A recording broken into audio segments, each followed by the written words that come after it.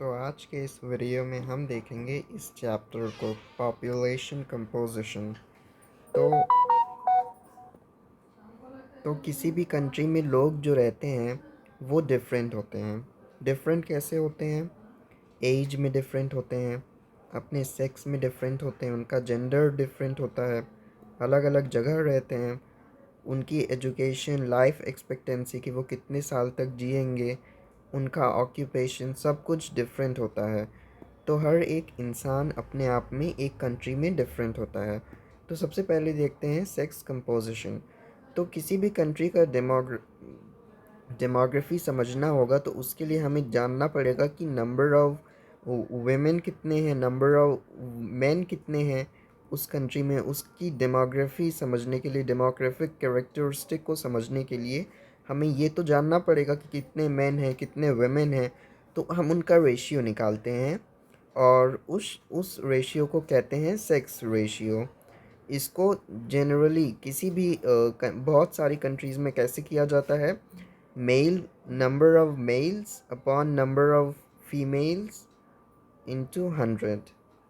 लेकिन यानी कि नंबर ऑफ मेल्स पर 1000 फीमेल्स। लेकिन जो इंडिया का सेक्स रेशियो है वो थोड़ा डिफरेंट होता है। नंबर ऑफ फीमेल्स पर 1000 मेल्स, यानी कि female population upon mail population multiplied by 1000। तो सेक्स रेशियो हमें ये भी बताता है कि वुमेन की उस कंट्री में क्या कंडीशन है। अगर सेक्स रेशियो ख़राब है तो इसका मतलब वहाँ पे जेंडर डिस्क्रिमिनेशन होता है, फीमेल फीरिसाइड होता है, इन्फेंटिसाइड होता है, डोमेस्टिक वायलेंस होता है, उनका सोशियो इकोनॉमिक स्टेटस काफ़ी ज़्यादा लो होता है उन एरियाज़ में। इसलिए वहाँ पे सेक्स रेशियो जो है वो काफ़ी ज़्यादा कम होता है। बहुत केसेस में ऐसा होता है कि वुमेन पॉपुलेशन में ज़्यादा होती हैं मेन से। लेकिन इसका मतलब ये नहीं कि उनकी कंडीशन अच्छी हो गई। इसका मतलब ये भी हो सकता है कि मेन जो हैं वो दूसरी जगह माइग्रेट कर दें अपने काम के लिए। मेन अक्सर वुमेन को बिहाइंड छोड़ के चले जाते हैं जॉब के लिए। तो इसको हम जानेंगे। तो जो पूरे वर्ल्ड का सेक्स रेशियो है वो है 102 मेल्स पर 100 फीमेल्स। ये पूरे दुनिया का सेक्स रेशियो है। सबसे ज़्यादा सेक्स रेशियो किसका है? लातविया का है, 85 मेल्स पर 100 फीमेल्स। कतार का कितना है? 311 मेल्स पर 100 फीमेल्स। तो कतार का बहुत ज़्यादा कम हो गया। और सेक्स रेशियो हालांकि वर्ल्ड का ठीक है, लेकिन इसका मतलब ये नहीं कि वेरिएशंस नहीं होते हैं। अलग अलग जगह अलग अलग वेरिएशंस होते हैं।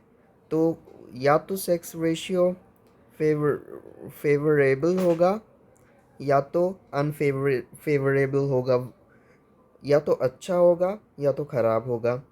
139 कंट्रीज़ में उसको फेवरेबल आइडेंटिफाई किया गया है और 72 कंट्रीज़ को लिस्ट किया गया है जिसमें वो फेवरेबल नहीं है।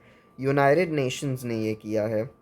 तो एशिया का जो सेक्स रेशियो है वो सबसे ज़्यादा, मतलब बहुत ज़्यादा लो सेक्स रेशियो है। जैसे चाइना हो गया, इंडिया हो गया, सऊदी अरेबिया हो गया, पाकिस्तान हो गया, अफ़गानिस्तान का सेक्स रेशियो बहुत ज़्यादा कम है।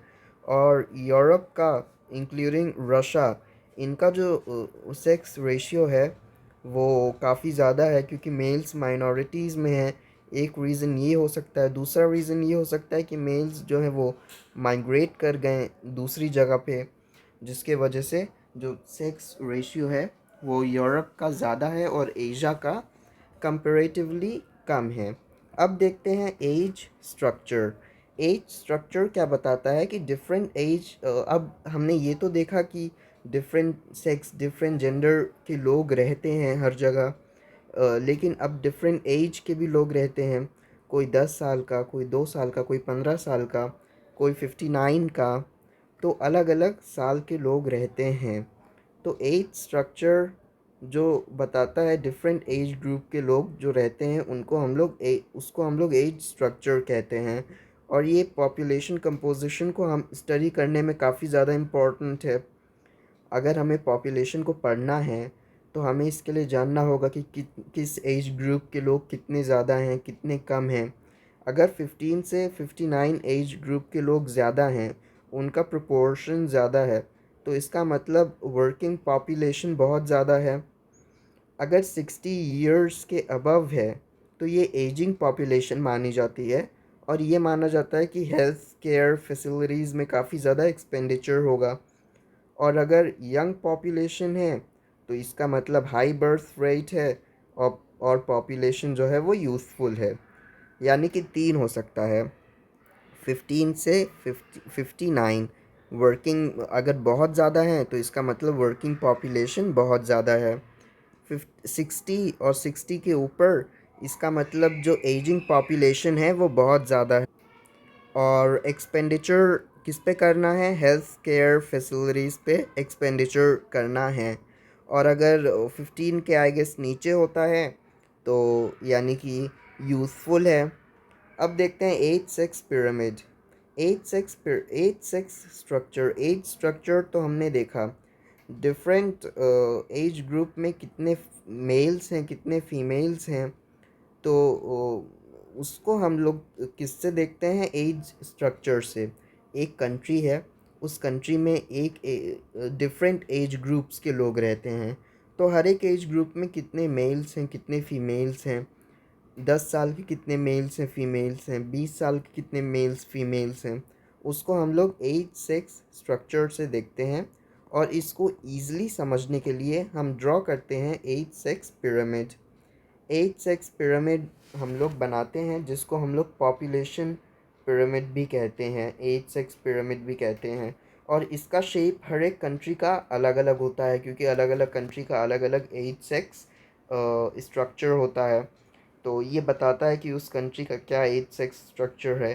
तो किसी भी टिपिकल एज सेक्स पिरामिड में लेफ़्ट हैंड साइड मेल्स का होता है और राइट हैंड साइड फीमेल्स का होता है। यानी कि जैसा आप यहाँ पे भी देख सकते हो, लेफ्ट हैंड साइड मेल्स का और राइट हैंड साइड फीमेल्स का। अब देखते हैं कुछ एग्जाम्पल्स जो कि काफ़ी ज़्यादा इंटरेस्टिंग है। हम यहाँ पे नाइजीरिया, ऑस्ट्रेलिया और जापान का एग्जाम्पल देखेंगे। ऑस्ट्रेलिया की सबसे पहले देखते हैं नाइजीरिया। नाइजीरिया का एज सेक्स पिरामिड जैसे कि देख सकते हैं, बेस पे वाइड है और एकदम आके ऊपर ट्रायंगुलर शेप का है ऐसे करके। तो इसका जो बर्थ रेट है जैसा कि लिखा है वो बहुत ज़्यादा हाई हाई है।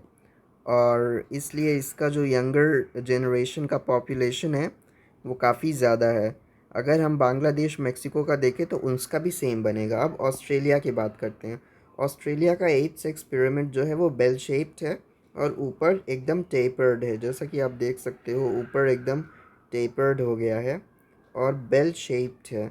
और ये दिखाता है कि बर्थ रेट्स डेथ रेट्स दोनों आपस में इक्वल हैं और पॉपुलेशन जो है वो कांस्टेंट है। तो इतना हमने देख लिया। अब देखते हैं डिक्लाइनिंग पॉपुलेशन, जो कि एग्जाम्पल है जापान। जापान में पिरामिड जो है वो नैरो बेस है और ऊपर जो है वो टेपर्ड है, जैसा कि उस ऑस्ट्रेलिया में भी टेपर्ड था, यहाँ पे भी टेपर्ड है। और ये दिखाता है कि बर्थ रेट और डेथ रेट्स दोनों के दोनों ही काफ़ी ज़्यादा लो हैं। और पॉपुलेशन ग्रोथ जो है वो काफ़ी ज़्यादा ज़ीरो है या नेगेटिव है, ये डेवलप्ड कंट्रीज़ की बात है। तो आज के वीडियो में बस इतना ही। आगे का टॉपिक हम बाद में कवर करेंगे। अगर आपको मेरा वीडियो अच्छा लगा तो please like share and subscribe to my channel. और आगे के वीडियो के लिए प्लीज़ इंतज़ार करिए। अभी के लिए गुड बाय।